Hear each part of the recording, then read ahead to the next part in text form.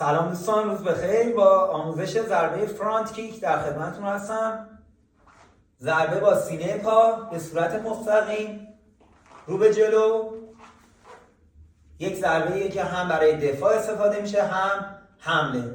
الان هر دو رو بهتون توضیح میدم. ضربه در حالت حمله، به سمت جلو، به سمت حریف، به سمت هدف ضربه میزنیم در حالتی که حریف ایستاده.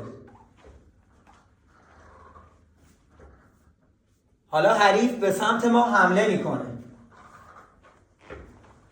وقتی داره میاد ضربه میزنیم، هم حریف رو از خودمون دور نگه میداریم، هم دفاع میکنیم، هم با ضربه جلوی حمله به سمت خودمون رو میگیریم.